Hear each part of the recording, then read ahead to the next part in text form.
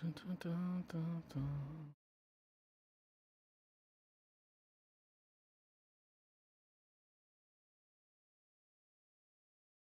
See. Okay. There's a bit of a delay. So weird to me. Dun, dun, dun. Dun, dun, dun, dun, dun. Hey Lisa, how's it going? I don't know. I haven't streamed in so long. This is all so weird to me to be streaming again. I've been running around with like a chicken with my head cut off, trying to set all of this up, and I barely got it working right as the deadline for the stream started. So, hey Lisa, how's it going?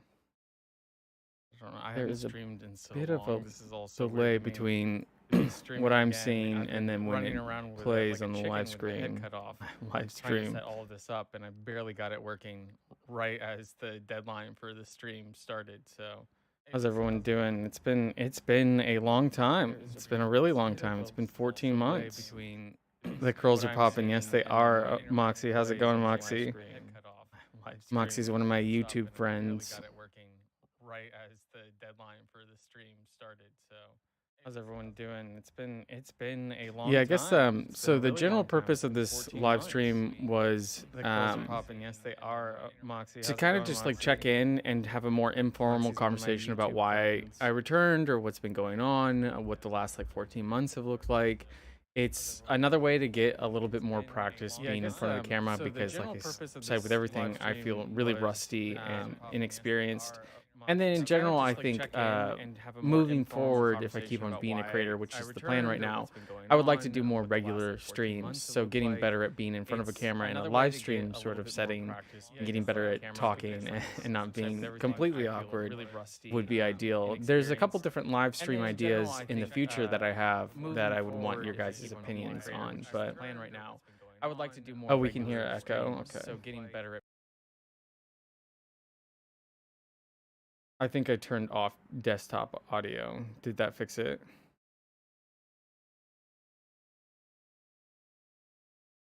Phenom. There's two audios. That I think that should have fixed it.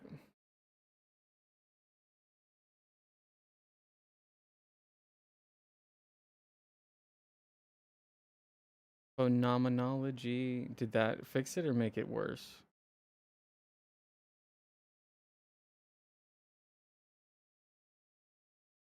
Okay, sweet. There's like a minute delay. Okay. I'm gonna. It's funny because I remember when I used to live stream, I used to butcher names. So I'm gonna have to butcher names again. Phenomenology. I also have a. I have a speech impediment. So, what's up, Ronki? How's it going? There are some new names and some old names to me. Bobby, that's definitely an old name. How's it going, Bobby? Yeah, it's wild to, like I said, to be back in front of people and talking, especially after yesterday finally going live. I was really, really nervous to post the video yesterday, just given the context of what it is, and then me being very unsure about coming back because I've talked about it in the video, but I recently discovered I'm bipolar, and so there's just a lot going on, and being a very mentally ill person or someone with a lot of mental illness, I'm always very careful about like not overwhelming myself or, trying to find out what I can handle and when I can handle it. One of the reasons it also took so long to come back was I just had this constant pressure or like unrealistic expectations on myself to be a certain level of like ready to come back. And then I eventually kind of came to this conclusion. I'm about as ready as I'm ever going to be. There's a lot of things in my life that aren't ideal, but I'm as a good of a situation as I think I could be for the moment. And it's also like 14 man, a whole year is just so it's like a wild concept because like I also think about how far probably members of my audience that I used to talk to a lot have changed, and like it's interesting to imagine all the ways other people's lives have gotten better or changed or maybe gotten worse. And so it's really interesting comparing and contrasting the differences between my change as a person and also because I like to respond to people's comments and get to know people as best as I can.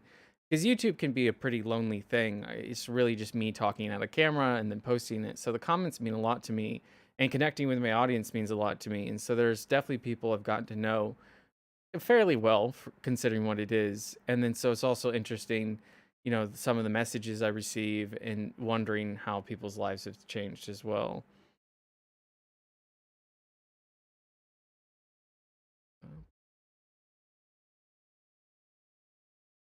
I wonder how much of it.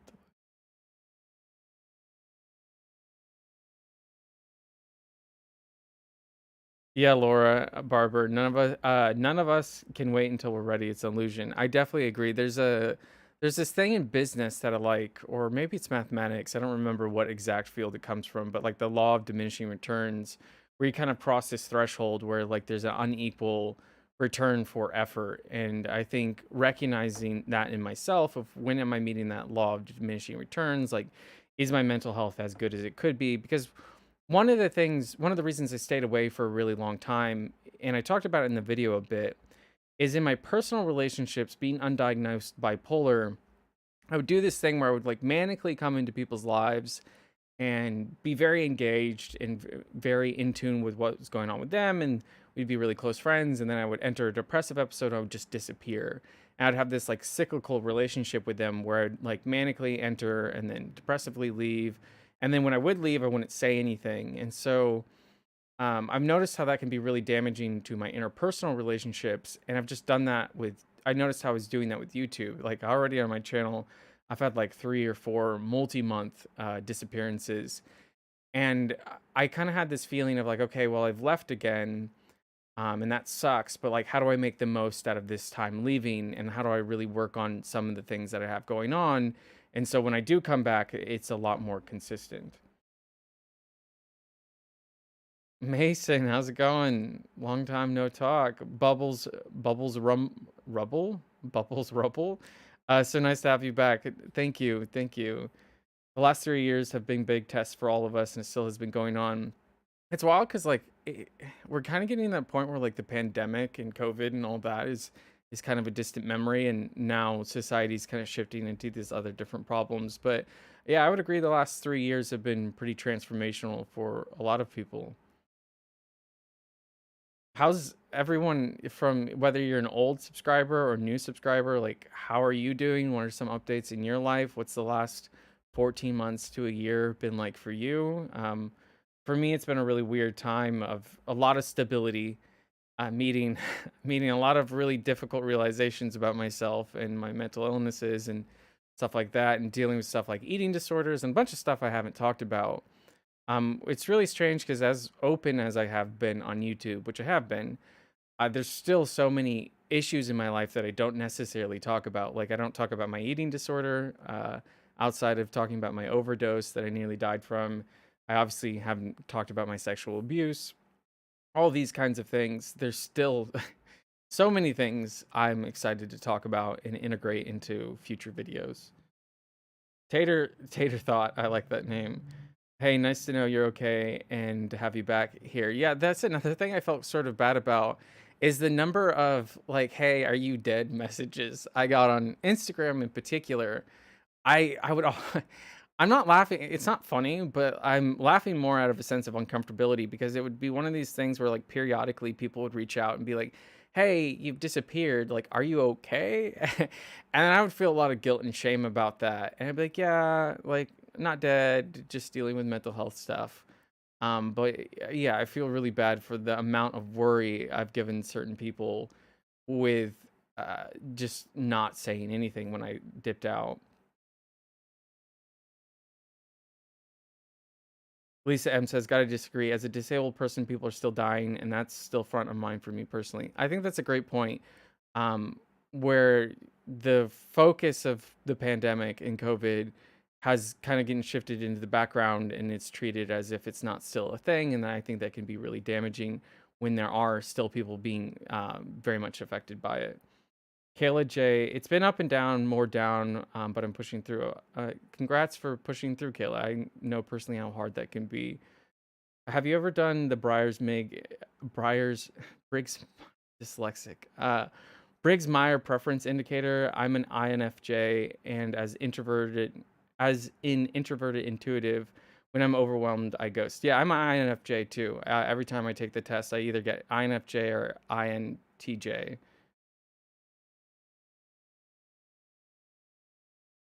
Honestly, I've declined and changed. I feel like a different person, but it's good to see that you're trying to heal. Yeah, absolutely. I'm really big into pushing myself because there's a lot of issues in my like. It's also strange because like my life is very stable and very good, but there's other parts of it that are an utter dumpster fire.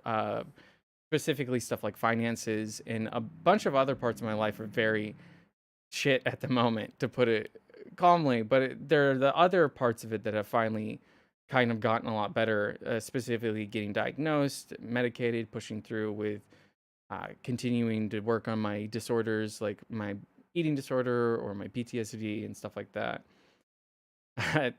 Tater Thought says, "Thanks for compliment on the name. Previously was Selena. Maybe you remember me." Um, did you change your profile picture? Because usually I notice people by either their avatar or their name. Laura's INFJ are deep and lonely because they are so rare and don't meet people like them. Yeah, it's interesting because a lot of people that have come into my life are also INFJs or also eyes. And it's funny because I'm a pretty introverted person, so doing something like a live stream or just general YouTube stuff is a lot for me. I can get pretty overwhelmed, but I think INFJs and then just introverted people in general of that subcategory tend to attract each other because a lot of people in my life have similar Myers-Briggs types. I'm happy to see that you're okay and happy that you're back. My life has been up and down, a few surgeries this last year and more to come this year, but I will get through it. I'm sorry to hear that you have more surgeries to go through. Surgery is something I've never had to go through, and I know for some people it's a really tough and daunting thing, especially when you have a lot of surgeries. I hope your surgeries go well, Bobby. Yeah, diagnosis must be helpful. Bubbles Rubble said, relationships are difficult. Therapy does help. Dealing with family can be hard. There are good things on the horizon, so I keep pushing on. That's great. I'm glad to hear that you're pushing on. Relationships are difficult. I don't really have a lot of relationships for that reason. See a lot of INFJs in the chat. I swear we just attract each other. So like I said, we've kind of started the live stream. There's like 14 people in here, which is a lot more than I thought there was going to be. So thank you for tuning in. I'm an ENFP. Nice. The extroverted people will give me life. I need more extroverted people in my life. I need someone to kind of push me outside of my bubble every once in a while. So I think some of the people I've had the closest friendships with, or maybe the most compatible, have been extroverted. Translating person Sophie, yeah, I'm a 2 or a 4. My Myers-Briggs type has been pretty consistent every time I take the test, but every time I take the Enneagram test, it's a different thing. I always answer it differently. Thank you for tuning in, Sophie. Sophie's another one of my YouTube friends, one of these people that have reached out to me and developed a friendship with me from YouTube videos. INTP possibly. Nice. Yeah, Moxie is a good example. As I said, a YouTube friend. She's definitely extroverted, and she matches me really well at being the opposite and a really good friend.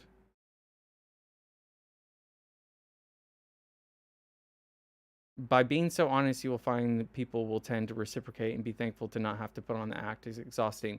Yeah, exactly. One of the things that has been so affirming, one of the biggest gifts of YouTube that I never even thought was going to be a thing was just the sheer number of amazing people that have come into my life because of creating content. People reached out and struck up a friendship with me. I think actually all of my close friends now, besides one who's my childhood best friend, all came from YouTube. And so it's been really amazing to see these people come into my life because of my own vulnerability and then be very vulnerable with me and build these really close and meaningful friendships. But yeah, so I just want to jump in, I guess, with the general discussion. Uh, So the big thing that kicked it off, and once again, I'm not going to talk about I'm just going to refer to it essay. I'm not going to get into any graphic detail about my essay or really talk about it too much, because there's a bunch of videos they need to make before I can really talk about that subject, unfortunately. But for me, when I posted that video, it was just so overwhelming because I kind of forgot I had done that. And my reaction was sort of funny because it was like, oh, look, I just outed myself.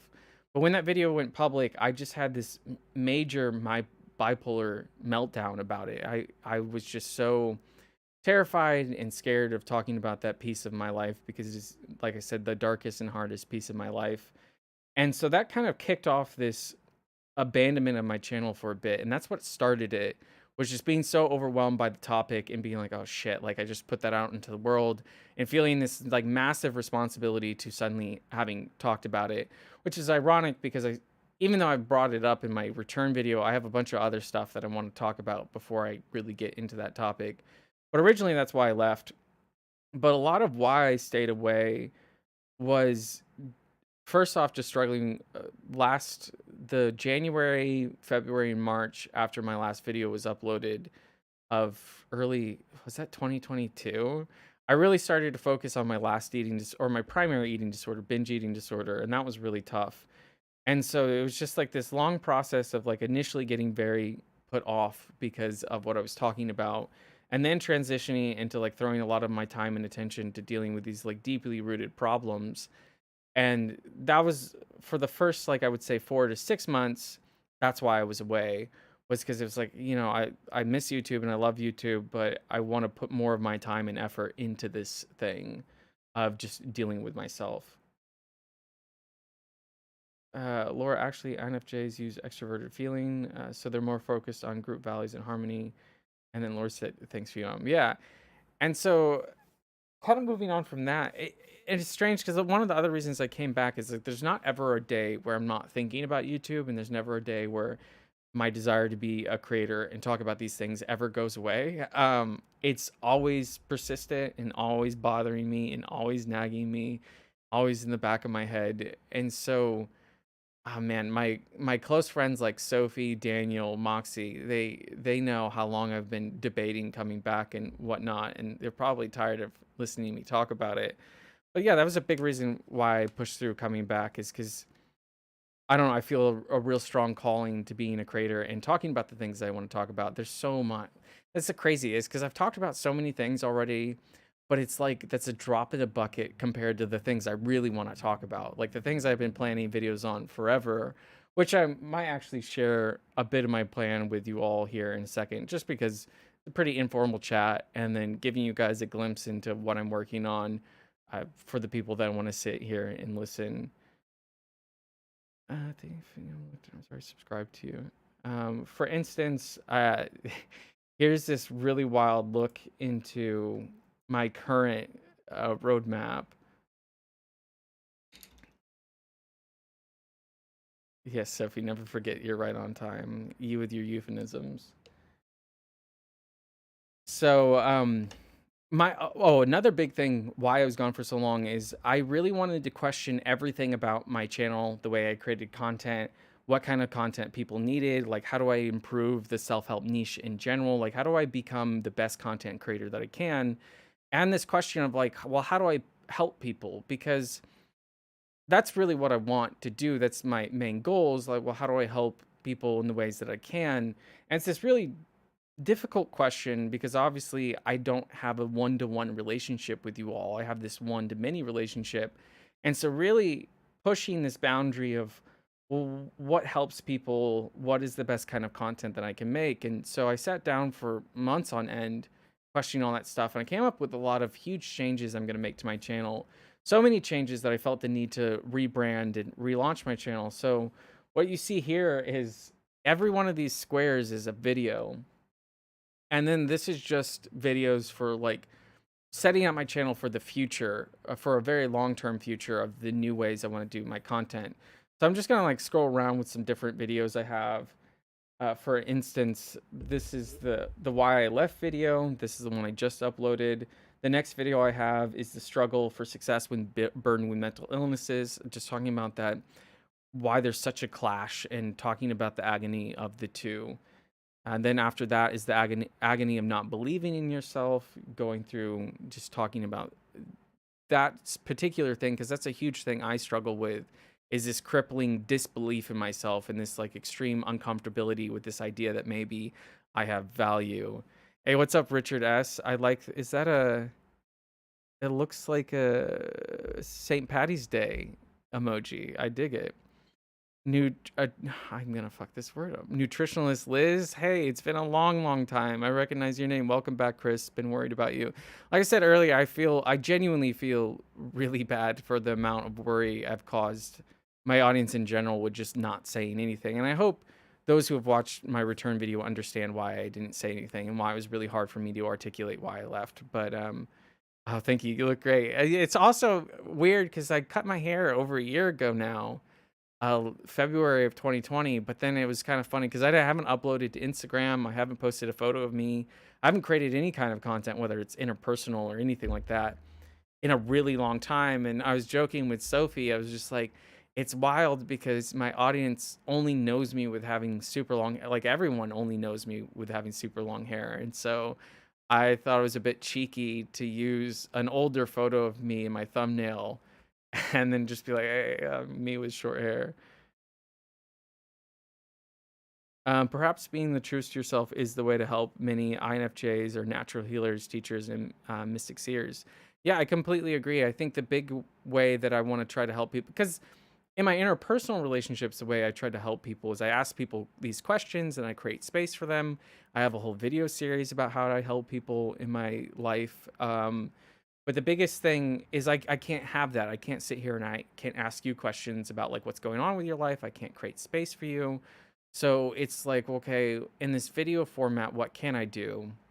And some of the answers I came up with is just create a space where we just talk about stuff, right? Like, where I'm a male that talks about having an eating disorder, or I'm a male that talks about having SA, or I talk openly about suicidality or depression, or in the future talking about what it's like to have bipolar disorder. And so the biggest thing I want to try to do is just create a space where having these open dialogues in these conversations isn't so taboo and uncomfortable, and it's just sort of second nature. Like if you were to know me in my private life and if you were a friend of mine, then you would know like just talking about these things is so effortless, and I wish it was more like that with other people where we could have these conversations without it being super awkward or taboo. uh Lisa says, please don't feel bad. You had to do what you need to first. Thank you so much. I appreciate it. Kayla J, any particular reason for the haircut? It suits you nicely. Thank you for the compliment. Yeah, so I have a video talking about it, but the reason I cut my hair is kind of to deal with my eating disorder, because the reason I started growing it out was to deal with one of the more negative aspects of I quit purging. I had exercise bulimia. So the way I would purge is exercise. I would abusively work out. And then for a long time, I was like 170 pounds, like very in shape. And then I decided to quit that. I decided to quit my bulimia, which was really difficult, but I wasn't ready to quit the binging part of it, just the purging part, because for me, purging was a lot more about self-harm than it was really to do with having a certain body. It was about, okay, how do I hurt myself? And so I quit my purging, which was huge for me. But what was really difficult is I couldn't quit my binging. And so I think I gained like 30 to 40 pounds in the course of like 4 to 6 months. And I gained a lot of weight. And for those that have experiences with body dysmorphia or eating disorder, you may know what it's like to have facial dysmorphia. And I absolutely hated my face. And so growing my hair out was this distraction of when I would look in the mirror and be like, why does my face look different? And I'd be like, oh, it's just my hair. It's just my hair. And it was one of these ways to cope with the fact that I was gaining weight and my face was changing. And it made me, it was because facial dysmorphia is like a huge trigger for people that have eating disorder behaviors. And I needed something to kind of take the edge off. So I kept growing my hair out and kept growing out my hair. And at first I liked it, but then when it got to the length it was before I cut it, which was in one of my last videos, it was just I didn't like it anymore. And I stopped liking my hair for months on end, and it was just too long and I just didn't really like it. But the reason I was afraid to cut my hair because I was afraid to go back to this the way I was before, and the direct comparison of, okay, I have short hair and have all these photos of me back when I was fully in my bulimia, and just comparing the two. So a big part of recovery for me was finally cutting my hair. Sophie says Jonas Brother hair, but you're more handsome. There's a hilarious story about it.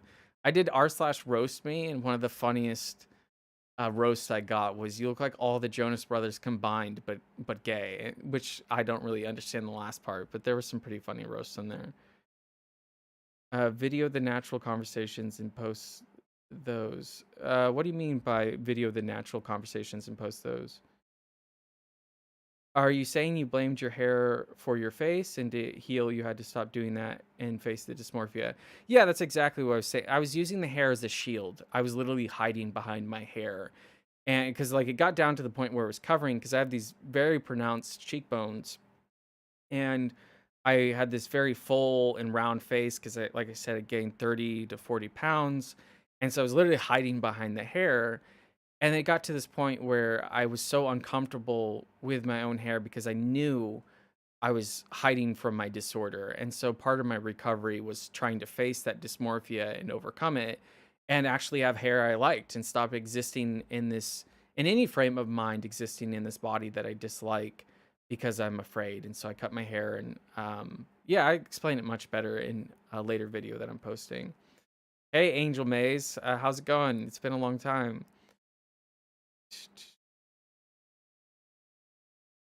So yeah, some other things. Like I said, like every one of these squares represents a video that I've worked on. I started working on my channel again in earnest in December, and in total, I've probably finished scripts for like 11 to like 13 different videos. In total of the videos I have on some level of worked on or completed, I probably have like 15 to 16 videos that are like some level worked on. In terms of videos I could like film right now, I think I have I think I have like 12. Cuz for me, one of the other stipulations, and I talked about it in my last video, was if I'm going to come back to YouTube, like how do I create this process of being able to create a lot of content and be consistent? And so one of the things I did is I really focused on creating a backlog of videos I could rely on, so that way I could have a more consistent upload schedule. I haven't really figured out what upload schedule I want to go with. Maybe one video every week, or maybe a couple videos a month. I haven't figured it out. It just depends. But these videos are all about my return to YouTube and restructuring my channel and so on and so forth. But then then I have even more videos down here. I have a series talking about being bipolar. I have a series like I've been talking about with hair and identity. Because another thing was I also used growing out my hair to change my identity and the way I viewed myself. It was a really effective tool for that. So it was partially eating disorders and partially identity change.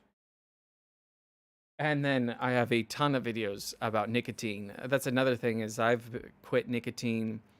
I think I'm on like 40 days or so, and I've been going pretty well with that. But nicotine is this really dark substance in my life because of when I was using it and what it means to me. And so I'm really excited about my future nicotine videos and helping people quit an addiction that's really difficult to give up. What's the green part about avoidance? Adam A, how's it going? Or Aiden A. Maybe bi-weekly would be a good start. I absolutely agree. I don't want to, once again, being bipolar and it being really new, this idea of bipolar, I haven't had much time to get used to what does it mean to be manic, and what does it mean to be overconfident about stuff, and how do I watch out for that? So I'm making sure to not be manic about this and be very stable and not set myself up for a letdown.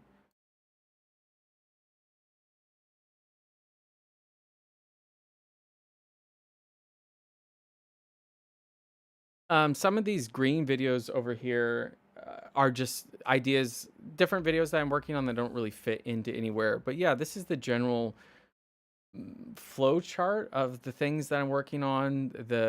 Like I said, in some various level of stage of complete.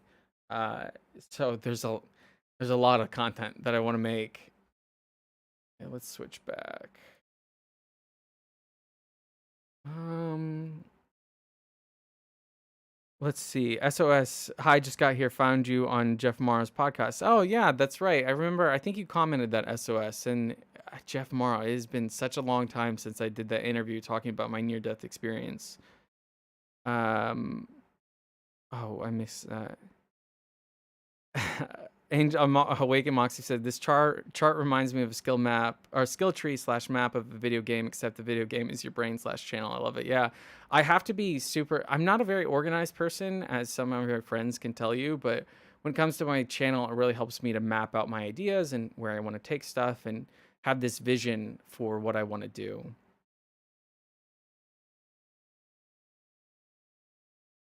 You were saying you wish you could speak as easily on camera as you do with your friends. Oh yeah, that makes sense. Unfortunately, a lot of my friends are. Well, I guess I could film like a Zoom thing. But another thing is, I'm heavily reliant on scripts, and so me talking to you all unscripted is really strange to me because I'm very meticulous about my when it comes to my videos. I think it's really important to be as concise, or no, I'm never going to be concise. I'm very careful with my words because words matter, and the word choice you use matters to me. And so, yeah, I want to get better at being unscripted and having just a natural conversation, especially with my viewers. Um, Uh, I think it's Alicia. I'm sorry if I'm messing it up. Did you find similarities in quitting nicotine and recovering from binge eating disorder? Yeah, in the sense, I found quitting nicotine is a lot easier because why I would say quitting nicotine and quitting my bulimia were similar, not necessarily binge eating. Because one of the reasons binge eating is so hard is I forget what celebrity made a comment like this, but like you have to choose to eat every single day. That's the thing that really sucks about certain eating disorders is that you have to eat, right? And you have to make these healthy decisions around what you eat and how much of it you eat, and you have to face that disorder every single day of your life, and it becomes really hard because I guess an analogy is if you were addicted to drugs and someone came out to you every day with a platter with all these different drugs on it, and it was like, well, you can make a choice about which one of these harmful chemicals you do, or maybe there's like healthy drugs on there like antidepressant or something. But being faced with that choice every day and having to engage with it in a healthy way is really difficult. But with nicotine, I don't have to, right? You don't have to vape or you don't have to consume nicotine. And so it reminds me of purging because purging is another thing that you don't have to do, right? It's not you don't have to engage with it. And so quitting both of those had a lot of similarities. So many interesting branches. That's a great plan, perhaps specific topic with a series of videos, whatever, feel balance for you, easy does it. Yeah, exactly. Because another huge change I'm making is that there's this concept in general video creation called like episodic content and serialized content. It's something I have an entire video on. But every self-help YouTube channel, I don't know, has episodic content, which means their videos stand alone, which I think is great. But I want to move to video series because I think with video series you can get a lot deeper into these topics and you can actually get to these places that might help people. So that's another huge change on my channel. It's having a lot of these video series to really flesh out topics and get much deeper because that's what I love to do is I love to get as deep into a topic as I can. I like to break stuff down. And so for me, video series help me really get into the nitty gritty. Laura, you're doing great. Feels like hanging out with a friend. Okay, thank you so much. Do you realize bros looking majestic? Thank you so much for the compliment. That means a lot. It's weird to get that's a whole side tangent, but I appreciate your compliments. I suck at taking them. Eating disorders are hard because you need to eat. Yeah, and then it's easy for it to become a focus too much just because you actually need to eat 3 times a day. Exactly. Like I'm in a really good place of recovery, but initially it was really hard because I also didn't know how to cook. Like everything I ate was like basically fast food, and I used to binge really hard, and like learning how to take care of myself was really difficult. And one of the biggest reasons I had an eating disorder is like my inability to love myself. The idea of cooking for myself was gross because it was like the most loving thing I could imagine doing for myself was like cooking myself like really good food. And I really struggle with the idea of self-love, and I'm much rather be self-punishing and stuff like that. So really binge eating, it was really hard to get over because it was with bulimia, I thought I was deserving of pain and hurting myself. And I got to a point where I no longer needed to do that. But there's this massive middle ground between hating yourself and loving yourself. And I got to the middle ground where it was like, okay, well, I no longer hate myself, but like loving myself, yikes. That's still something that I have to work on a lot. Sarah says, great to see you back online. What have you been up to career wise or otherwise from what you shared in yesterday's video? Well, in career wise, it's I was talking about this earlier. There's some stuff in my life that are going really well. My mental health is going really well. Uh, my progress, just mental health stuff in general is going really well, but everything else is a dumpster fire. I have this job. I've been working this part-time job at a. I don't want to dox myself. I've just been working this part-time job in freight. I basically stock shelves because that's all my mental health could really handle was a job where I just moved and I didn't have to think. And I've been doing that for a year and a half, but like my finances are really bad. I'm not doing anything with my degree. I have a degree in computer science. And so I feel very torn in life because for the longest time, being any type of successful has just not been an option to me because I've been so overwhelmed with all this mental health stuff. And then now I'm finally in this place where I can maybe attempt to be successful at life again. And I've been very torn about where I put my efforts. For instance, like I feel very called to do YouTube, and it's like, well, do I do YouTube or do I get a job in coding? And it's a whole thing. But unfortunately, those parts of my life are not doing so great. Uh, Lisa says, I feel like avoidance and distraction help me with other problems in my life. Eating stuff is extra hard for that because avoidance is self harm. Yeah, exactly. I completely agree. SOS, we called it letting the lion out of the cage every day. When I quit sugar and white flour, I just had to convince myself that they were poison. Yeah, I don't know. Man, quitting sugar would be really hard. I recently quit caffeine and nicotine, and that's a lot easier to do than sugar, and that was really hard. Lisa says, "Teach me your ways. Self care is so hard for me because harm is very natural to me." Does that make sense? Yeah, no, like being really shitty to myself feels really calm and comfortable. Destroying my life feels very calm and comfortable. Not believing in myself and being really awful and cruel to myself, like that's second nature. But being loving and supporting and believing in myself, no, that makes me wildly uncomfortable. Scarlett says the content roadmap looks wonderful, and I agree wholeheartedly about cooking. It's one of my favorite things to do. Yeah, I in my process, one of the biggest things for my recovery has been learning how to cook, and it's been really amazing that progression of going from being really bad at cooking to being somewhat decent at it. And I love cooking now. I don't always love it in terms of the time it takes, but now I can make actually really decent dishes. And a big part of that was I originally used just like HelloFresh. I'm sure you've all heard of it. But one of the coolest parts of recovery for me is learning how to cook and falling in love with cooking.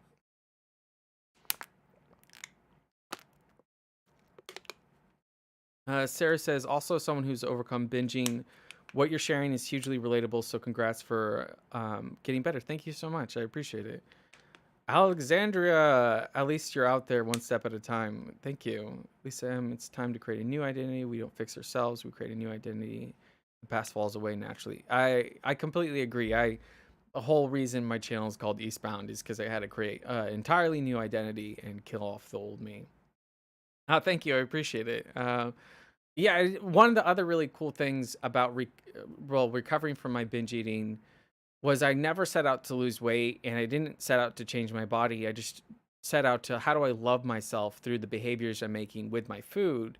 And one of the cool things is ever since I've been really in recovery the last 3 months, solidly. Before that, it was very recovery, relapse, recovery, relapse. But the last 3 months, the start of this year, I've been in recovery and I've lost already like 25, 20 ish pounds. And it's been really amazing to exist in a body that is a product of self-love, because I've existed in really amazing bodies before, but it's always been a product of absolutely abusing myself in the most terrible ways imaginable. So to exist in a body that I I wouldn't say I love my current body, that's the disorder talking, but to exist in a body that I don't hate as a product of self-love is this is the first time I've ever done that, and it's been really cool. So I appreciate the compliment because it fits into this huge thing of self-love that I've been doing, and it means a lot when uh, that I exist in that state, I guess. I get what you mean, but I don't want to run away from me. I don't want to run away from the person I hate. I feel like healing would be learning to love her. Maybe I'm wrong. I think it's definitely. Actually, let me think about that.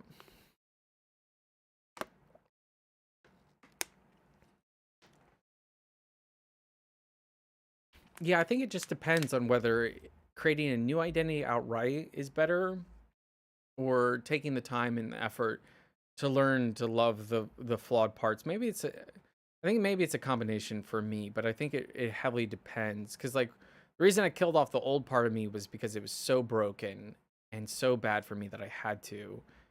So I think it maybe just lies a lot in the severity.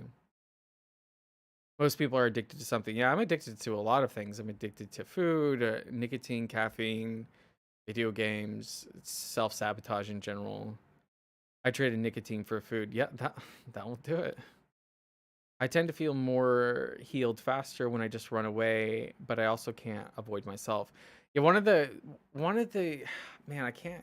This is one of the reasons I come back is because there's so many videos that I've had in my head, but one of the most profound realizations I had about self-love was how do I articulate this? Was like I've been in an abusive relationship, right? And so when you ask people how do you handle an abusive relationship, everyone tells you to like leave, basically. That's the biggest advice people give. But then it was this really profound realization I had in therapy because I got really angry because my therapist was like, "Oh, you should love yourself." And I remember getting really angry and thinking to myself, "Well, like when abuser is self, then what do you do at that point? When the person that's abusing you is yourself, then how do you love that person?" And it felt a lot like going back to my abusive relationship. Like it reminded me or made me feel as if someone was telling me to go back to my abuser and like forgive my abuser and love my abuser. And so for me, I got to this point where I had to view myself as abuser and I had to find a way to leave. But as you mentioned, how the heck do you do that when you are you? How do you leave your abuser when you're yourself? And finding the way forward on that has been absolutely massive for me. It's easier to give up all addictive substance at once. I gave up smoking, drinking, weed, sugar, and everything all at once back in 1977. No one was doing it but me. Best decision, still clean. Right on. Yeah, I had to quit cold turkey, both caffeine and nicotine at the same time, and I found success that way. Elizabeth, how's it going? Are you still in touch with Nicole, who used to sometimes join your lives? Unfortunately, like Nicole and I aren't still friends for a variety of reasons. I Nicole's a really important person in my life, and yeah, we don't talk for reasons that not my place to talk about. But Nicole is someone I miss. Nicole was a really important person, and yeah, I wish I knew how she was doing, but I don't know. And I think that's probably the best for us is to give each other that space. Laura says, I looked at people sugar using coffee and cigs when they gave up drinking. I decided no way. I still miss cigarettes. Yeah, I miss vaping. I miss vaping a lot. I was thinking about it. It was funny. Right before this, I was really stressed and I didn't know how I was gonna do live streaming. And I have this giant bag of dead vapes. And I was like, man, I really want a vape. I really want some nicotine. But luckily, I decided against it.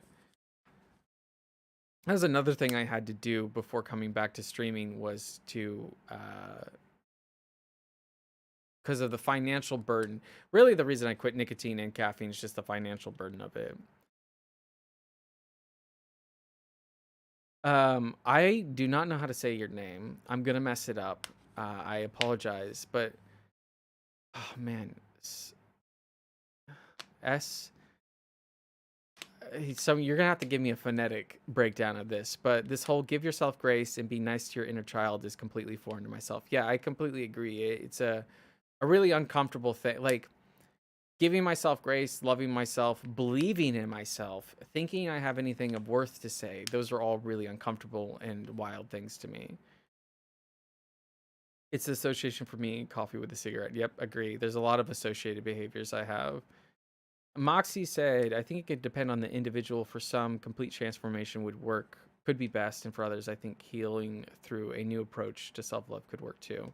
Moxie's really cool because she has this really she's also a creator. She does a little bit of YouTube stuff, but she's mainly an Instagram and TikTok creator. But she has this whole cool thing that she's doing. And I think her journey through self actualization is really inspiring. And Moxie's one of those people in my life that I look up to and think highly of. Yes, very expensive. I think cigarettes are probably more addictive now than 30 years ago. I wouldn't be surprised, truthfully. My dad and my grandpa were addicted to cigarettes, and I watched my grandpa die of emphysema, and then my dad die of a heart attack, partially caused by cigarettes. And so, cigarettes have like a weird negative role in my life. And I never thought I'd get addicted to nicotine. I have a video about this, but it was actually my eating disorder that got me addicted to nicotine in the first place. You leave your abuser you by creating a new identity and giving aspects of yourself new roles and responsibility, cooperation from within. Nice. Soup. Okay. Oh man. It rhymes with soup. Smoof. Smoofanize. Well, I'm gonna go with smoofanize. Oh, my knickers, how's it going? I think I'm addicted to taking care of others to the point of not caring for myself. It's become a massive problem recently that kind of made me realize I have codependency issues. Yes, I used to be hella codependent, and that's one of the things I've worked on the most is I'm probably hyper independent now to a fault.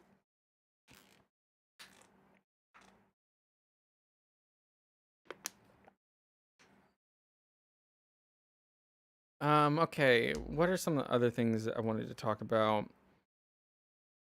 Um, I think I'm gonna have a live stream either next week, asking your guys' opinions about certain things. There's a lot of change. Like I said, there's a lot of changes I'm gonna make to my channel. Stuff like thumbnails, stuff like how one of the things I've really struggled with is how long to make my videos. So maybe asking your all of your opinions on length of videos. Because it for me, when I find a content creator that I like, for me, I will listen to anything a content creator makes, even if it's like the longer the better. I sometimes get sad. There's these doesn't really matter who they are, but there's these YouTubers who always put out like 10 to 12 minute long videos, and I'm like, upload 30-minute long videos. Like I want to watch more from you. So I think next week I'm gonna do a live stream talking about some or asking advice on certain things. And like I said, there's a lot of new changes coming to my channel that I'm gonna need opinion on because the biggest thing driving the changes to my channel is this idea of, well, how do I help people? How do I help my audience? And so if it's not helping or if it's not really adding anything, then I would like to know that because that's really where I want to make my focus. I thought it was just empathetic, but nope. People who are empathetic really struggle with codependency, let me tell you. Hi to independence part. I think there's Codependent No More by Melanie Beatty is the best book for this. I highly recommend. Amazing suggestion, Sophie. As at you wanting to listen to you talk. Yeah, I could talk forever on my videos. There's sometimes some of my video scripts are long and I have to cut them down a lot. Okay, cool. It's awesome that you guys know that book. I don't recognize Melody Beatty. Uh, I guess I didn't know if anyone had any questions they wanted to throw my way or anything else I might Make it going at 8. Dun, dun.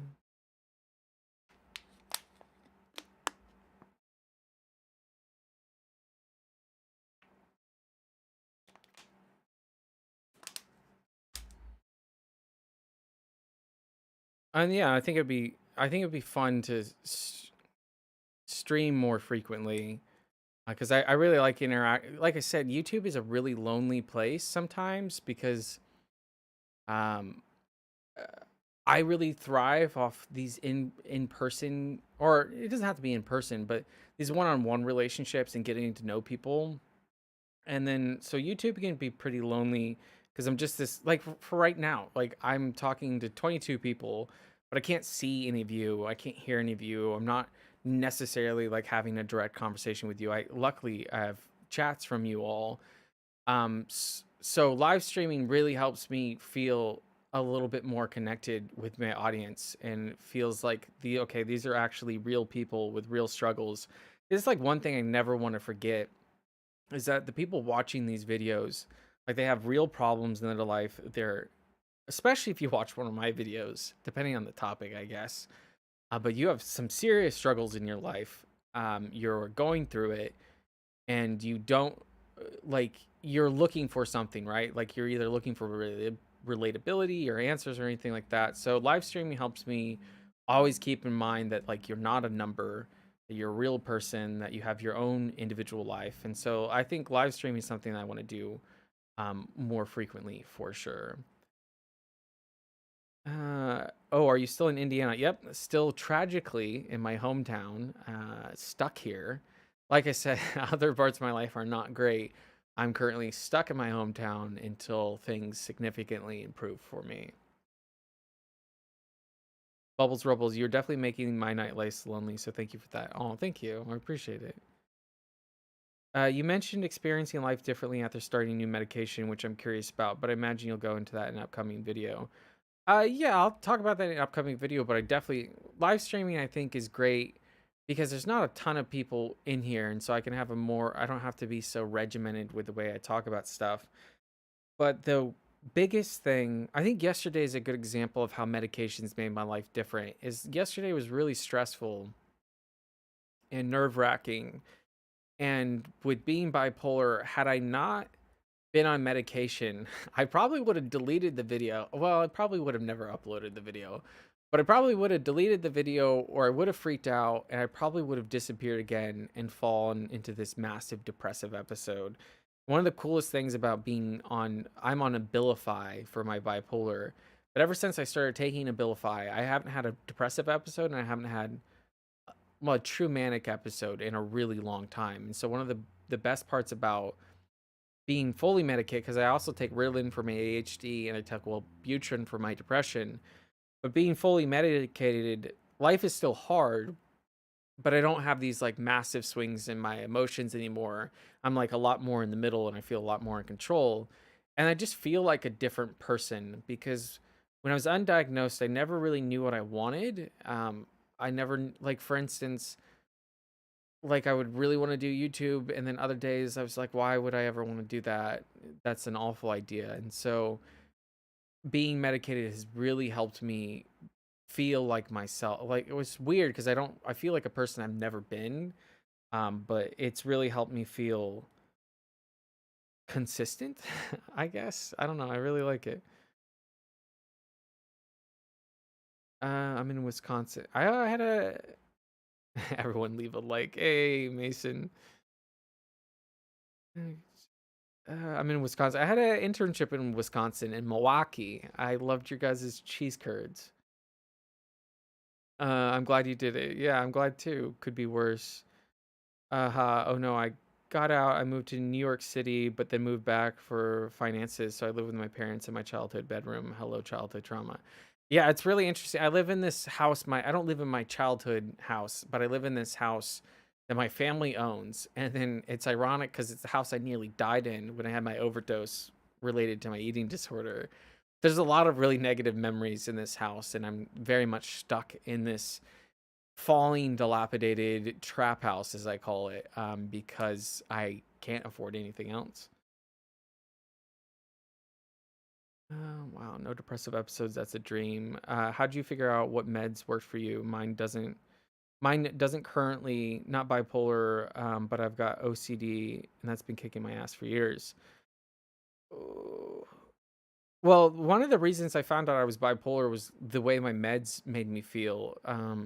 Every time I took a new antidepressant, I would enter the psychosis, so I wouldn't sleep for like 3 days. I got hyper fixated on stuff. I became extremely agitated, and that would last like three. I would stay awake for 3 days, but that would last for like a week, week and a half, and that's really uncommon. You're not really supposed to drop into psychosis when you start a new antidepressant.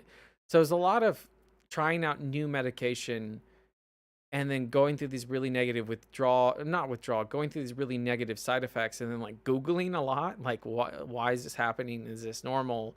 And I remember on Reddit somewhere, someone mentioned bipolar. And so that was the first time I thought I was bipolar.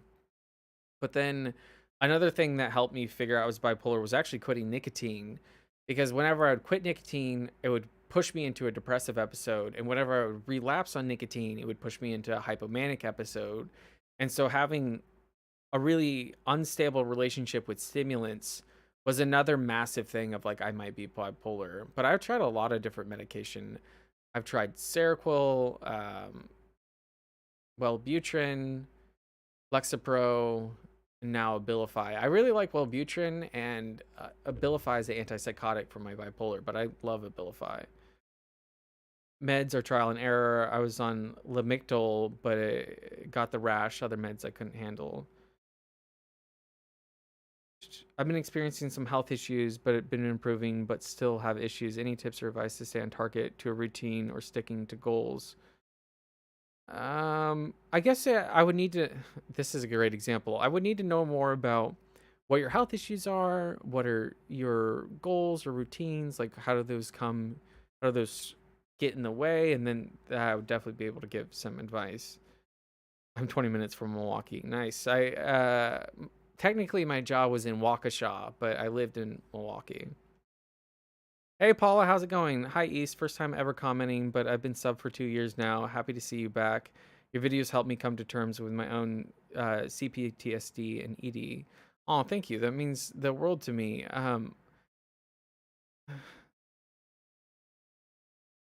How do I articulate that? It's always really interesting hearing like how other people found my channel and what you struggle with, and it means a lot that people have been so vulnerable with me talking about some of their own issues.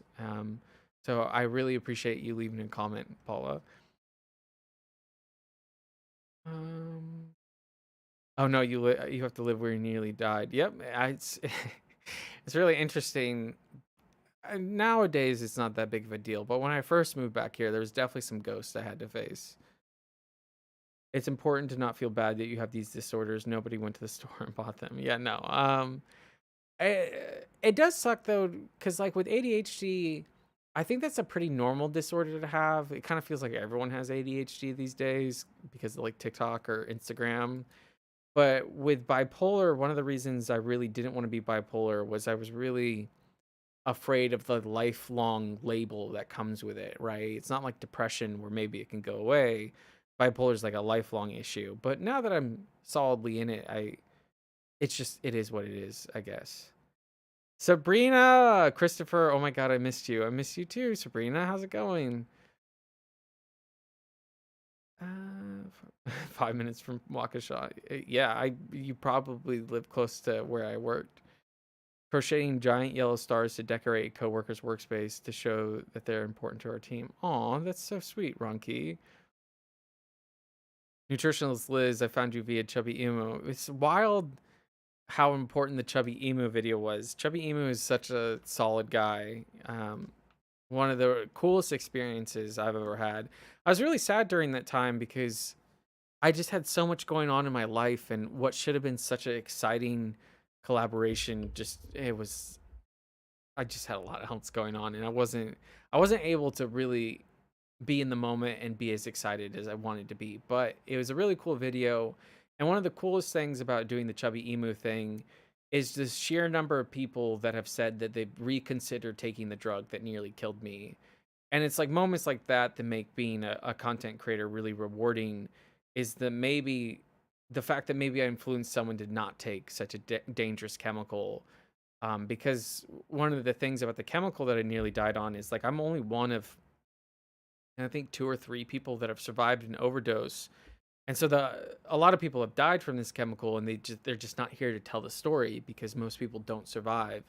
And so that's like the kind of impact that I want to have, is talking about these really difficult things to help influence people away from negative things or influence people to make healthier choices. The chubby emo thing was so clutch. The algorithm recommended your DMP video after I watched a bunch of your fitness vids. I stuck around for the introspection. Oh, thank you so much. I appreciate it, Scarlet.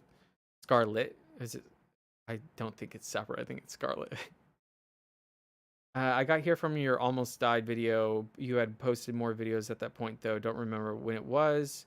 I was here before the chubby emu because I remembered that live stream. Oh, yeah. I think you've definitely been around for a very long time, Lisa M.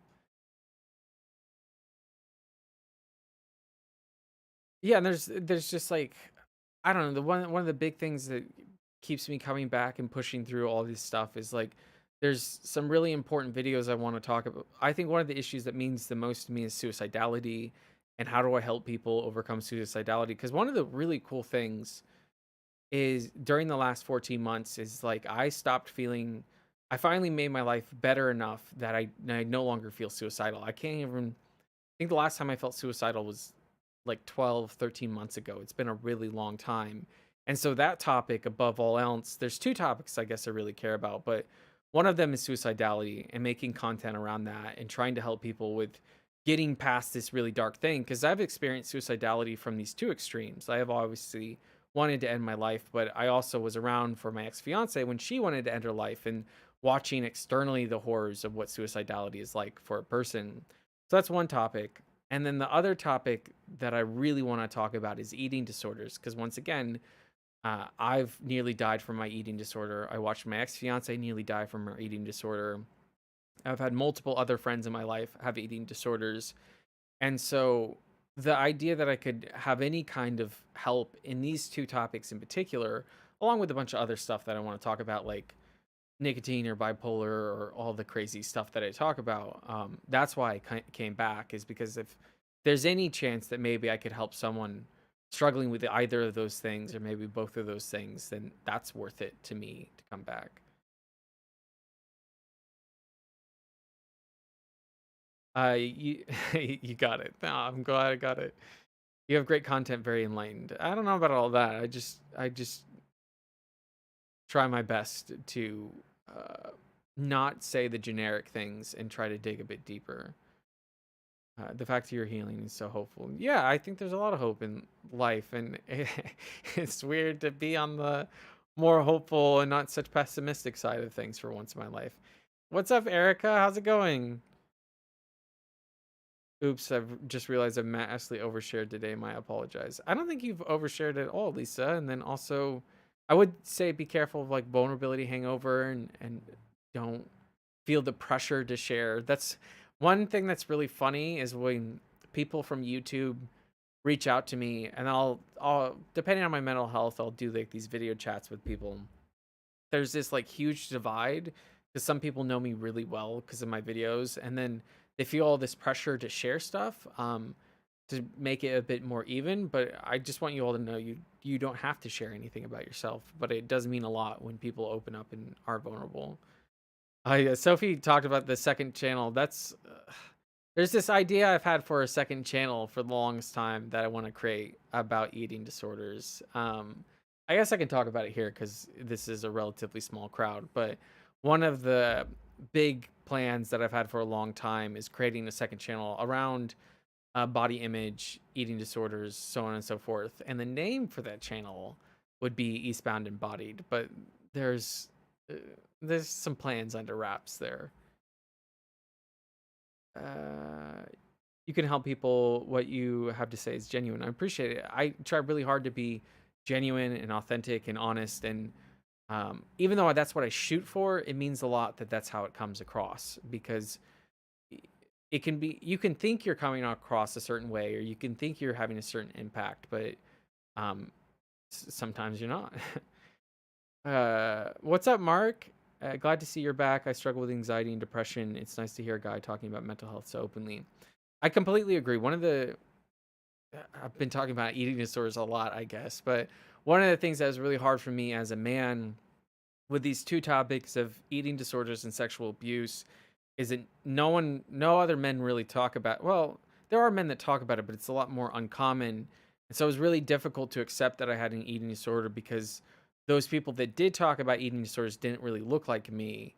And then this is a big thing I want to do is advocacy of, eating disorders look a lot different than maybe you would expect. Let's see, Elizabeth, have you struggled with forgiving or not holding a grudge against the person or people that gave you a trauma or abuse? Um, Maybe initially I've struggled with it, but for me, one of the most painful realizations I had in therapy was really overwhelming. Was the realization that I was always going to end up in an abusive relationship, and it wasn't a matter of if; it was a matter of when and how bad. And so that's not to say my ex gets to it's not that my ex gets off scot free and that she doesn't hold any responsibility for the horrific stuff she did, but it was this really profound realization that like because of my childhood and because of a bunch of other things and because of where I was headed in life, I was always going to be in an abusive relationship. I was always going to get abused. I had a tendency to have a more abusive partners before that, and so it's this really profound realization of like, okay, well, I need to sort some stuff out, or this is going to keep happening.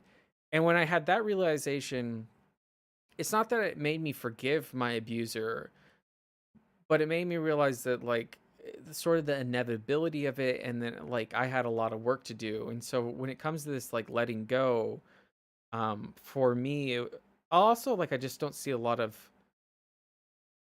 I just don't see a lot of value in holding on to like grudges. I don't see a lot of value into being angry. And so I'm always focusing on um, what is serving me, and being mad at my ex or my abusers doesn't serve me. And so that it's a lot more complicated of an answer, but that would be like the top level notes. Let's see. I was more thinking about boundaries. I have issues with boundaries, and so I tend to trauma dump and that. Yeah. And in the past, I feel like I'm trauma dumping now, but it's just talking about what I talk about. But boundaries can be hard, and I think especially when other people aren't ready to talk about the subjects or feel awkward, it can feel like we're violating boundaries. And that's another thing I want to create on my channel is a space where just talking about what you're going through isn't necessarily considered trauma dumping. Ooh, would love a body image channel. Yeah, it's definitely something I'm excited about. Talking about how do we love our bodies, or more specifically, why do we dislike them so much, and diving into that.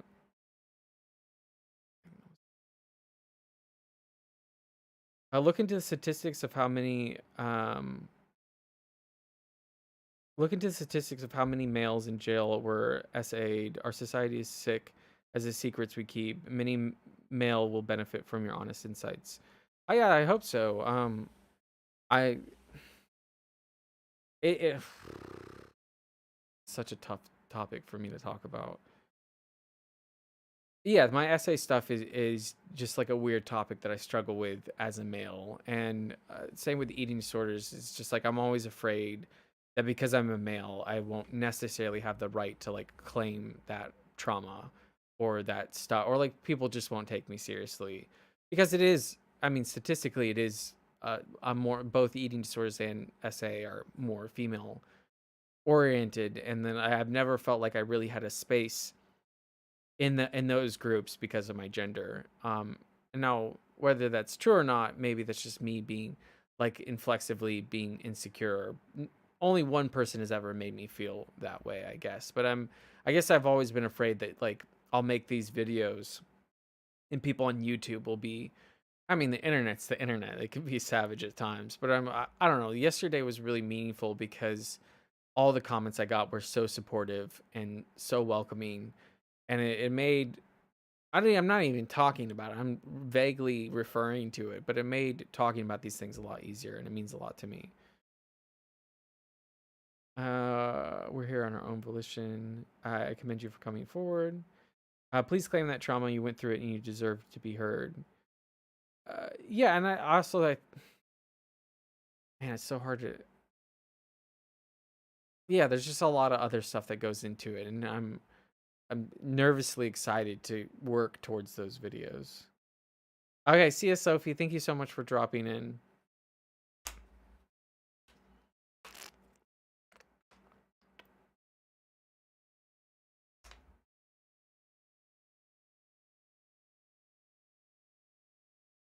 But yeah, that's that's kind of the things I wanted to talk about. I just wanted to kind of, I guess for me, seal in the fact that I came back by having this live stream and then be a bit more committal towards making content. And it was nice to share with you guys a bit of my upcoming plans, like the videos that I want to make.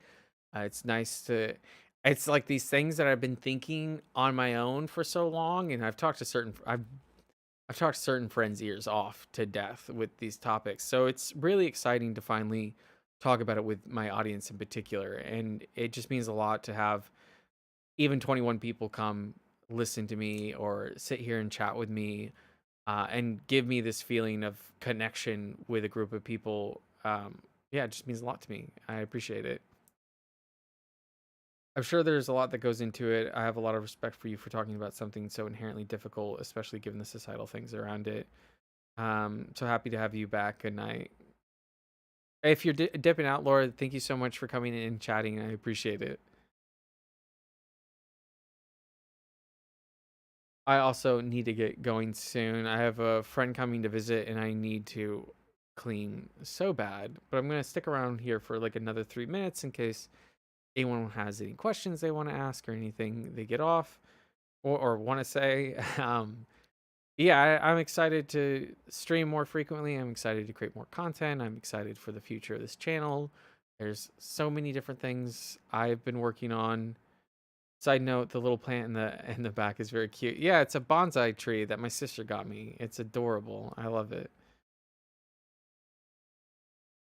It has a little tease for things to come. I have a logo now. I'm not going to share the logo at the moment, but I do have a logo that I ironically made like a year and a half ago and never integrated into my channel, but I'm super excited to share that stuff as well in the near future.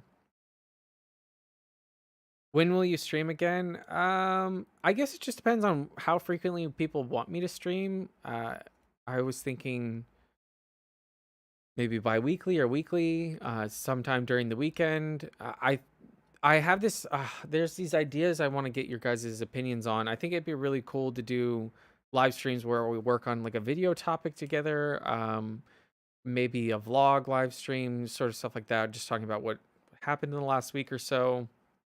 Really whatever my audience wants. I have a lot of free time given the context of my life, and live streaming means a lot to me. So I think it just depends on how much demand there is and what that would look like. Another plan that I have is I think it would be cool to maybe start streaming on Twitch and growing more of an audience there. I think it would be really very distant plans here. It'd be really amazing to create a community where we have these very open topic or open conversations around mental health that are especially like making it more inclusive for men to talk about mental health as well.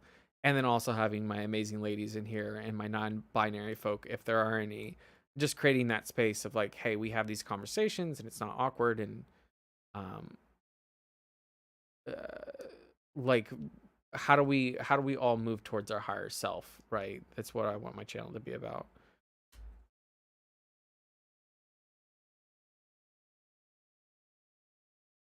Oh, Lisa, yeah, no, you were in the Discord. Yeah, that logo. I finally I'm finally gonna actually integrate it into my channel for once. I guess I could just show you guys on the, screw it. I'm gonna show the live stream just because y'all are chilling with me, so you're real ones. One sec.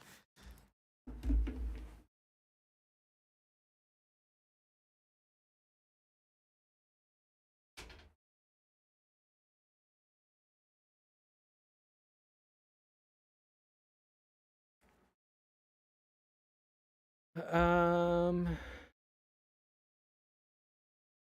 You have at least one trans mask.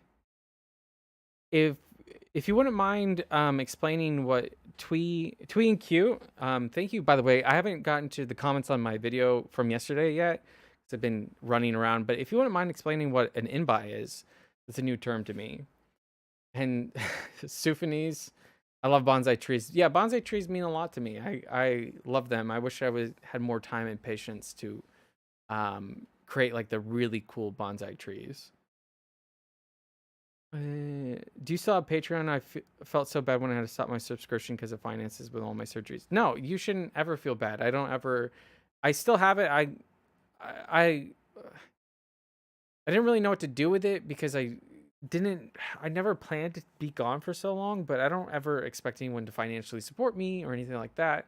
You guys coming in and talking to me and giving me ideas and that kind of support means the world to me. So don't ever feel bad that you had to stop giving me money. Money means nothing to me in that sense. Wait. Wait, do you care if women are in here? Do you intend for your channel to be for men? No pressure. I'm just curious. Oh, absolutely not. It's funny. All my friends are women. I predominantly have female friends. I don't really know how to have male friends, which is a long story. But yeah, absolutely. I love women being in here. My channel is inclusive to everyone. More so, why I brought up men is because I know, like, when I look at the comments, the very vulnerable comments I get, or like the people in the chat, I think women feel a lot more comfortable owning up to stuff like eating disorders or SA or depression or suicidality. And I would just love to help men feel as comfortable as women do to leave these comments or be vulnerable or share. And I just want to be a figurehead for men to be like, it's okay to have these conversations. It's okay to admit to these things. Like, you're not going to lose your masculinity. Like, you're not going to lose anything just because you happen to be suffering and all of that. Matt Henry said, in B. Oh, okay. In B. Matt Henry said go away. Maybe he wants me to go away. I don't know. Um oh, non-binary. Okay, that makes sense. And yeah, breaking stigma is so important. I so agree. I'm just making sure that I wasn't taking up space. No, absolutely. My channel is inclusive for everyone. I don't care what your politics are. I don't care what your political beliefs, I don't care what your beliefs on anything really are, because I think we all suffer. And if I can help someone who's suffering, that's what matters to me. So, regardless of gender, regardless of sexuality, regardless of any of that stuff, like, you have a place on my channel. And I am talking to you because, like, for instance, like, being a male didn't protect me from having an eating disorder. Being a male didn't protect me from SA, didn't protect me from any of that stuff. And the same goes for a lot of traumas. Like, just because you happen to be a certain way doesn't mean you're like protected from suffering. We all suffer. Okay, rare.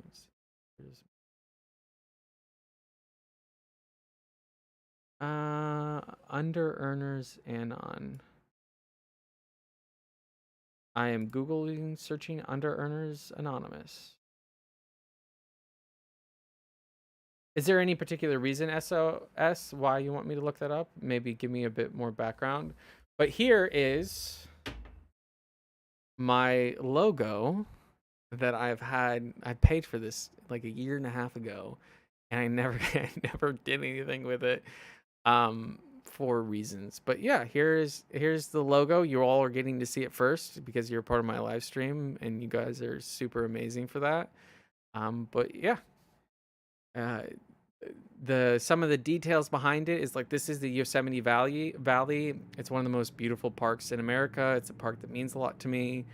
Obviously, a compass represents east, my last name, and then obviously my channel. And this, I love double entendres, and I love this idea of directionality and having a direction in life. So this is my logo. I put it on a display.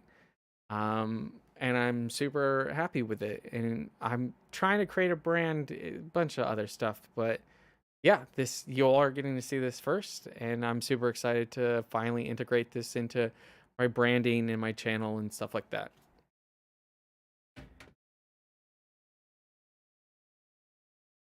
Let's see. Uh, I'm so bad when E E's Ellie Alicia e, Esley, is that how you say your name? Esley Taylor. Good to see you on YouTube. Thank you so much. Good to see you as well. Thank you for stopping by. Lisa M. Cute. Oh, I remember the old versions. Weren't you mad at an old artist before or something? No, I don't. I took forever to get it going because I was very indecisive, but I don't think there was a group of artists that kind of ripped me off, but because I asked I asked them to create a logo and they basically just ripped off the images I gave them, and so I was kind of mad about that because I was like, I can't use this. This is exactly what I gave you. Let's see. Hey, what's up, CYN? Love it. Thank you. Yeah, no, I'm super happy with it. It's really cool to have something that represents me in my channel. Elizabeth, how's it going? Do you think you Oh wait, you're from earlier. Do you think you should have mental health do you think one should have their mental health healed before delving into dating? That is a complicated question. I think you need to have your mental health. For instance, I'm not dating at the moment because of my mental health, and I haven't dated anyone in 4.5 years. And I think you need to get to a place where like you have the time and space for your partner. There's certain mental health, like for instance, I'll always be bipolar, and I don't think having that kind of mental illness means I shouldn't have a partner in my future. But I think I have this responsibility to make sure that the experience of dating me is this one that is fulfilling and amazing and all of that. And then truthfully, the biggest thing for me is just like time. Like I've really enjoyed being single. Not that I mean, I always that it's complicated in and of itself. But for me, like having the space to really focus on myself and not have to necessarily care about someone else in the sense of like, okay, well, this we're in a relationship, so I have to make choices and sacrifice based on you, which is a part of a relationship. But having the space to be so single-minded with my time and effort and not have to give it up, it has been life-changing. Like I would not be who I am today. I would not be as healed as I am today had I not given myself this space to be away from relationships, because when I wasn't healed, I always ended up in these super toxic codependent relationships because those were the only people that would tolerate me. And it's interesting as I've grown, the kind of people that I don't tolerate anymore. So I think there's so many benefits to fixing your mental health, but there is sort of like with me returning to YouTube, like you're never going to be perfect, and it's about finding that point of diminishing returns where like things are good enough that you have the time and space to give this other person what they need and stuff like that. But yeah, it's such a complicated question. Let's see. Mason, sorry, phone died, but what I was going to explain more on was my health issues is the pelvic floor disorder and inflamed nerves. So I've been getting treatment with physical therapy and see improvement, but still have issues. So, and then you were asking for advice in terms of like how to stick to a routine or something like that, right, Mason? SOS UA relates to self-worth. Oh, okay. Under Earners Anonymous relates to self-worth relating to earning what we are worth. Love the logo. Thank you so much. Uh, yeah, the idea of me earning money with content creation is a strange thing. Um, Elsie, right. Let's see. See, okay, I was there for that. It turned out really well. Thank you so much, Lisa. Erica said same. Mason said yeah. Uh, Let me think.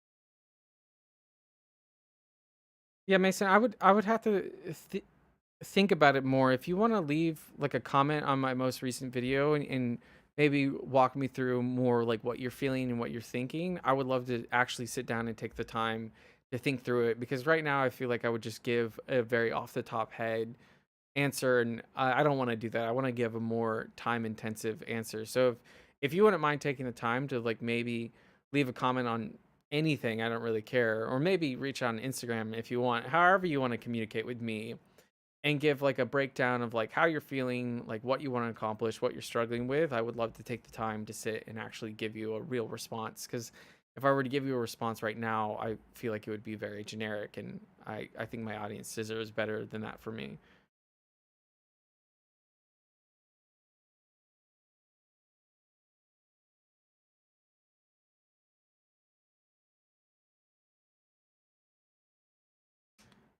Yep, but so my next video, uh, what's up, Alice? Related to the question about dating, do you have limits in terms of how much mental health issues you would put up with in a potential partner?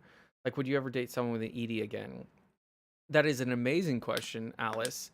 And it's funny because that's exactly the example I was going to use, but I didn't want to over talk about ED. But having dated someone with the eating disorder and me having the eating disorder, um, you have to be in a place where you can choose your partner. If you're in a place where you have to choose your eating disorder, or you have to choose your self harm, if you have to choose your self sabotage, like if you're in a place where you can't choose yourself and you can't, loving yourself is difficult, but if you can't stop actively hurting yourself, I don't know if you should necessarily, I think it would be hard to be in a relationship. And I think you would, it's also tough because you would need a really amazing partner, and not many people can handle that well.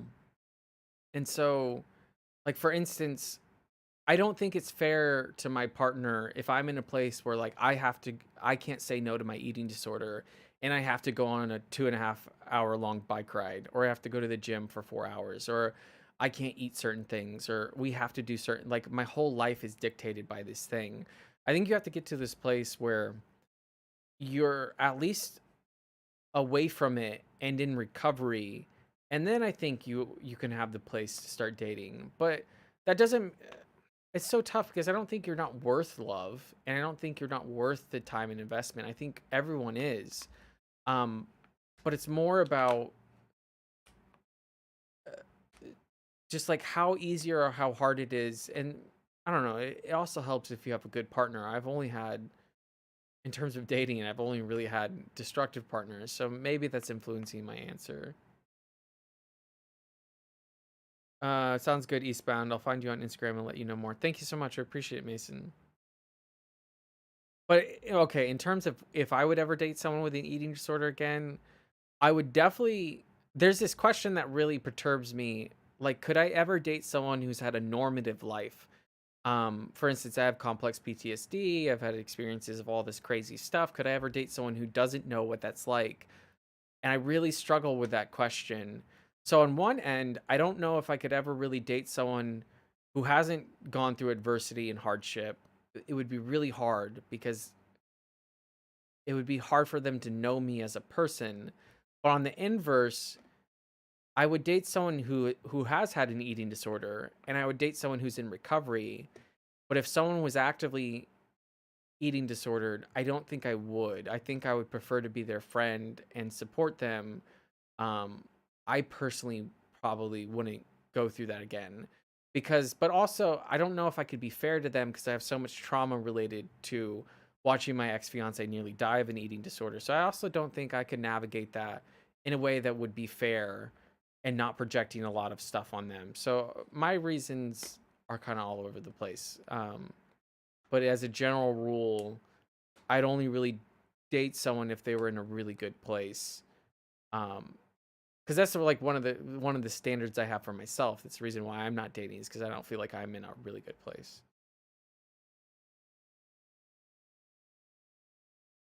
But it is 8:30. I think I'm gonna get going soon.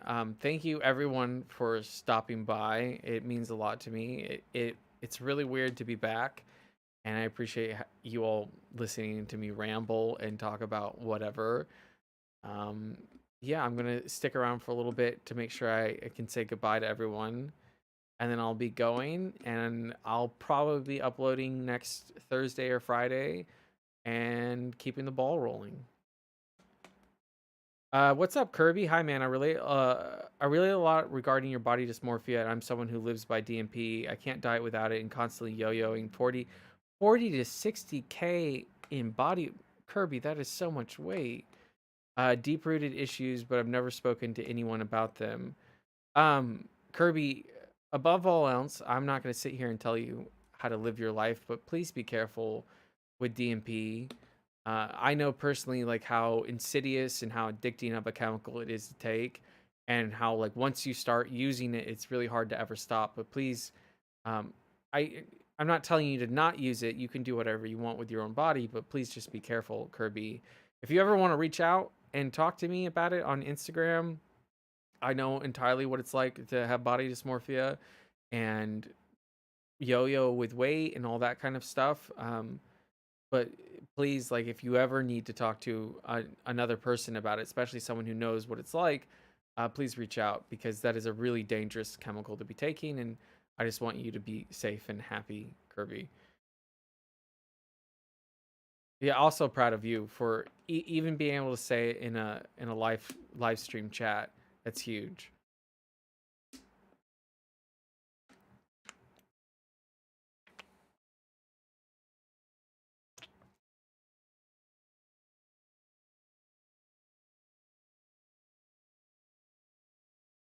I do get worried about like your story might forget and double dose, especially when running bigger numbers to drop those extra pounds through impatience. I appreciate your response. Yeah, for me it was an accident. I literally was drowsy and didn't mean to, and that's all it took was DMP induced drowsiness and forgetfulness. It was really hot. It's like a summer day. I think I went for a run and I was like losing it, and I was on it for too long. I was taking DMP like every day for months on end. So I definitely know what it's like. I'm sure you're probably in a similar space with how much you use DMP. Like I said, if you ever want to talk to someone, I understand it's really hard to reach out to someone, but I definitely would love to talk to you, Kirby.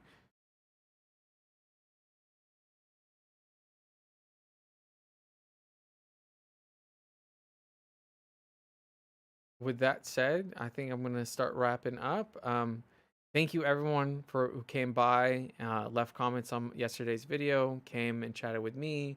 People like Lisa, Erica, Mason, Alice, Kirby, um, LC, SOS, Elizabeth, CYN, Sufanies. I think I'm still messing that up. Alexandria loves goats. All of you. Nutritionalist Liz, Laura. Matt said go away. I still don't know what Matt wanted from me. But thank you. Oh, Bobby as well. Thank you everyone for who came in and the other people I haven't mentioned. Um, uh, what do you what do you do to manage your weight, and is your relationship better with food? Yeah, my relationship's a lot better with food. I'm in full recovery from my eating disorders. The way I manage my weight is this is a really gross answer for a lot of people, but I try to every day make decisions around my food and what I eat that is a representation of loving myself. But to get to that point is really hard and really difficult for a lot of people. So that's where I'm currently at, but it's taking me a long time to get there. Moxie, thank you for coming in as well. I take care. See you later. See you later, Erica. I'm so happy to be back too, Bobby. But yeah, thank you so much for stopping by. It means the world to me. I'm glad I got to show you the logo and talk about some of my future plans. Like I said, I'll probably live stream maybe next Saturday as well. I'll have another video out next week. And yeah, oh no, self love. Self love is a gross word for many people. But yeah, I'm gonna keep the ball rolling because there's a lot of amazing things I want to talk about and more people that I want to try to help. So thank you for being a part of that. Hope you have a great weekend and a good night. And I'll see you guys later.